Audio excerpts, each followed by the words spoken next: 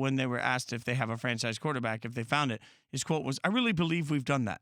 I don't know what else he's supposed to say there, right? Like, I swung and missed. Like, you know what, guys? I have kept my job, but somehow I missed on everything. I mean, that's not going to happen. And this is sort of not a popular sports talk radio way to take things, but I just think it takes a really long time to know that. So everything right now, everything. And I said earlier, you swing and miss on a quarterback, it sets you back 5 years. The other hard part about it is I don't believe. Here's the thing. If you swing and you whiff, I think you can get reset in 3. The problem is if the guy shows you enough that it kind of drags on. It gets in that relationship to where, like, it just keeps leading you. It's not bad enough that you want to cut bait. There's some high moments in there. Like, the best thing that probably happened to the Bears is that Mitchell Trubisky struggled wildly this year.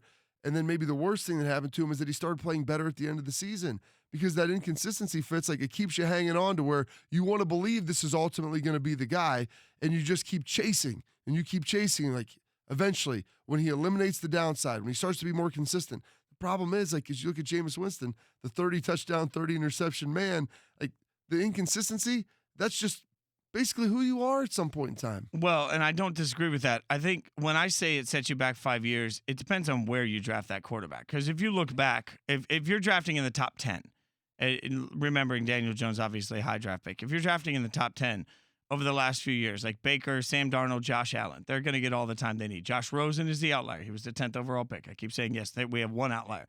But before that, Trubisky, Mahomes, Deshaun Watson were all top 12 picks.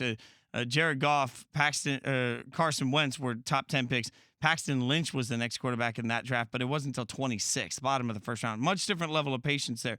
If you're drafting in the top 10, I mean, the last top 10 quarterback I can find that somebody actually gave up on, I mean, Ryan Tannehill was 8th overall pick. And they gave him a second deal. Yeah, and that's my point. And that's why I think, Jake Locker, that was a bad class. Yeah, oh my God. Cam Newton, Jake Locker, and Blaine Gabbert were your top 10 picks in that. And Christian Ponder went 12th overall. So outside of Cam Newton, like, if you extract him from that is rough. But that's the 2011 class. Yeah. You have to go that far back to find a quarterback that was given up on in the first 5 years. And that's astounding. And that's why I say, like, as much as they want to figure out what to do at coach, as much like you're locked into Daniel Jones. There's nothing that's going to be done about Daniel Jones. And I'm not saying anything should be done.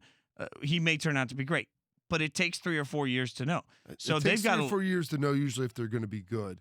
The problem is, like, I think there's times where you can tell if they're not going to be good right away.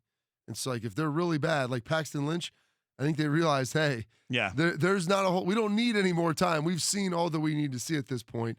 And it's just the issue of, like, Daniel Jones has played well enough to where you look at it and, like, hey, he could be good. We need to continually see more and see more growth. And the problem is, when does it become where it's Marcus Mariota, where you're like, we've seen enough. We think the alternative now is better. Because Marcus Mariota's had some bright spots. At the point in time, like, I believed in that guy. I thought he could ultimately be the answer. And then it turns out Ryan Tannehill takes over, and then the team goes on this meteoric rise, and their offense looks great. And you begin to wonder, well, was it everybody else, or was the quarterback really the one that was holding us back? Hi, everyone. Thank you for watching ESPN on YouTube. For more sports, more analysis, download the ESPN app. And for live streaming sports and premium content, subscribe to ESPN+. We'll see you there.